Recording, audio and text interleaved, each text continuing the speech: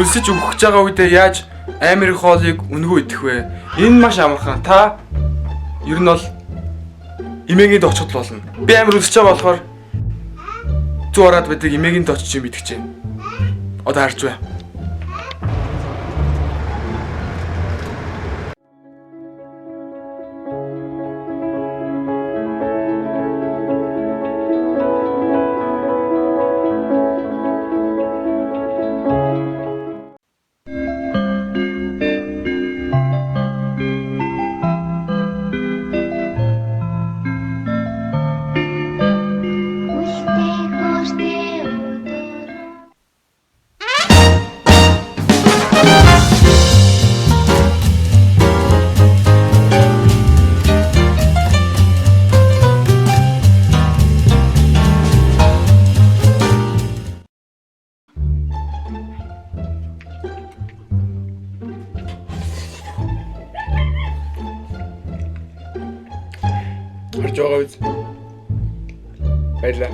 The next morning. Өглөө босоод зүгэн дээр сүтээ цаашаа бүлэн хотод минь баярлаж намайг үнэхээр Дэлгүүрээс өндөг авч идэхгүйгээр яаж өндөг идэх вэ? Энэ маш амархан. Та гэтээ дахиад хийж яадаг байхад л болно. Одоо харж бай.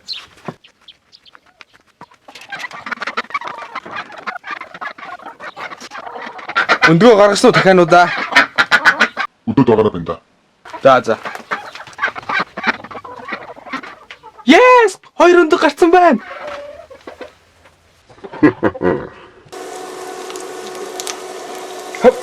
Чадахгүй маань боллоо. Яаж өхөн хөвтлээ насаараа үнгөө суух вэ? Энэ нэг амархан. Ер нь бол та хашаа байшин худалдаж аваад тэнчэнэ худаг хийхэд болно. Одоо харж бай.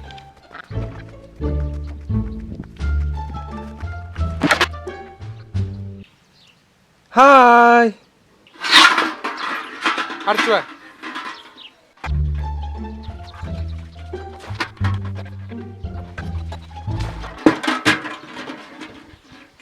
Харж байгаа үед өө ганам бадмин яа надад хайр усасгаад байгаа юм бэ? Чи Африк наадханаас ч болж хэрэг хүүхдгийг мэдгүй. Мэднэ л дээ. Гэтэ би энэ хязгааргүй хуснаас уулна аваад өгөхийг байнга боддог. Тааж би чаддаггүй.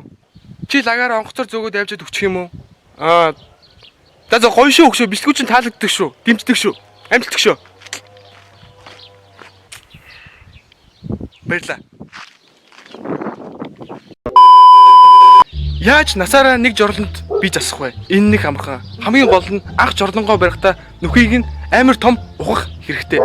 Одоо би та бүхэнд жорлон тодорхой харуулъя. Жорлон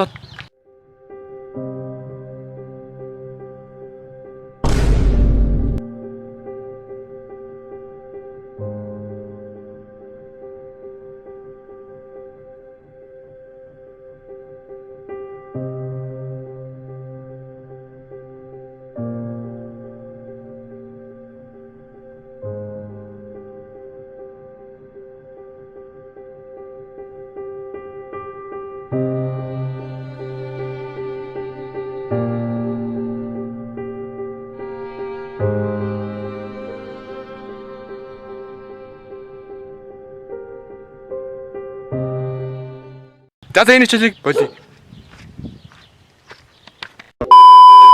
Йоо, манай бичлэгийг үзсэнд баярлалаа. Манай бичлэг хэрэг таалагдсан бол лайк, шеэр бидний дэмжээрэй. Манай мод видео үзсэнд лайк дараарай. Манай YouTube сувгийг бас subscribe хийж бидний дэмжээрэй. Баярлалаа. Чао яах вэ?